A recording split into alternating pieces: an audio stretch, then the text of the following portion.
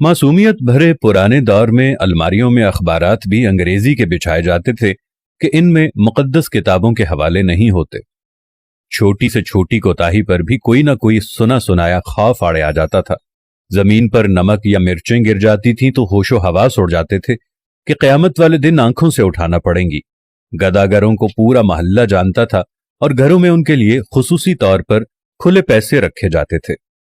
मोहल्ले का डॉक्टर एक ही सिरिंज से एक दिन में 50 मरीजों को टीके लगाता था, लेकिन मजाल है किसी को कोई इन्फेक्शन हो जाए। यरकान या शदीद सरदर्द की सूरत में मौलवी साहिब माथे पर हाथ रखकर दम कर दिया करते थे और बंदे भले चंगे हो जाते थे।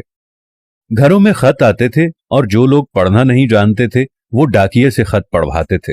डाकिया तो गोया घर का एक फर्द शुमार होता था। खत लिख भी देता था, पढ़ भी देता था और खाना पानी पीकर साइकिल पर ये जा और वो जा। इम्तिहानात का नतीजा आना होता था तो नस्रुम मिनल्लाहि व फतहुन करीब पढ़कर घर से निकलते थे और खुशी खुशी पास होकर आ जाते थे। ये वो दौर था जब लोग किसी की बात समझकर ओके नहीं ठीक है कहा करते थे।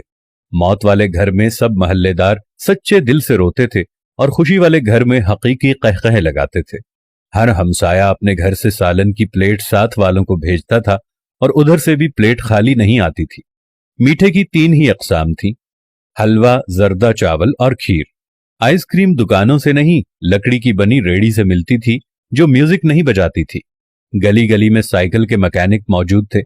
जहां कोई ना कोई महल्लेदार कमीज का कोना मुंह में दबाए पंप से साइकिल में हवा भरता नजर आता था। न्याज बढ़ती थी तो सबसे पहला हक बच्चों का होता था। दूध के पैकेट और दुकानें तो बहुत बाद में वजूद में आई। पहले तो लोग भैंसों के बाड़े से दूध लेने जाते थे। गुफ्तगू ही गुफ्तगू थी, बातें ही बातें थीं, वक्त ही वक्त था। गलियों में चारपाइयां बिछी होती थीं। महल्ले के बाबे हुक्का पी रहे होते थे और पुराने बुजुर्गों के वाकयात बयान कर रहे होते थे। जिन घरों में टीवी आ चुका था उन्होंने अपने दरवाजे महल्ले के बच्चों के लिए हमेशा खुले रखे। मट्टी के लेप की हुई छत के नीचे चलता हुआ पंखा सख्त गर्मी में भी ठंडी हवा दिया करता और फ्रिज के बगैर भी मटके और सुराहियों का पानी ठंडा रहता था। फिर अचानक सब कुछ बदल गया। हम कदीम से जदीद हो गए।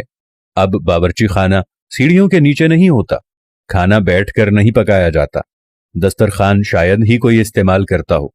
मंजन से टूथपेस्ट तक के सफर में हमने हर चीज बेहतर से बेहतर कर ली, लेकिन पता नहीं क्यों इस कदर सहूलतों के बावजूद हमें घर में एक ऐसा डब्बा जरूर रखना पड़ता है जिसमें डिप्रेशन, सरदर्द, ब्लड प्रेशर, नींद और विटामिन की गोलियां हर रोज मौजूद होती हैं। जरा खुद के घर के बारे में ये सारी बातें सोचकर देखें तो आपको सब कुछ यकीनन नजर आएगा जैसा मैंने आपको बताया है। आखिर ऐसा क्यों है? क्यों हम अपने बेसिक किस्म की जिंदगी से हटते चले जा रहे हैं? मैं आज भी आप लोगों से कह रहा हूं, आप साथ वालों के दुख दर्द बांटना शुरू कर दो। आप गरीबों के दुख में दर्द बांटना शुरू कर दो। आप साथ वालों के साथ प्यार मोहब्बत रखना शुरू कर दो। थोड़ी सी माजी की जिंदगी को दोबारा अपनाना शुरू कर दो। मट्टी के बर्तन में खाना खाना शुरू कर दो। दुनिया जहां की नेमतों से दूर हट जाओ। ओवन और फ्रिज को इस्तेमाल करना छोड़ दो। प्रेशर कुकर को इस्तेमाल करना छोड़ दो। अपनी जिंदगी को सादगी की तरफ ले जाओ तो आपके घरों में रखा हुआ ये दवाइयों का डब्बा भी पहले की तरह यहां से गायब हो जाएगा। खुदावंद से दुआ है कि देखने वालों को सेहत कामिला और आजिला अता फरमाए। आमीन सुम्मा आमीन या रब्बल आलमीन।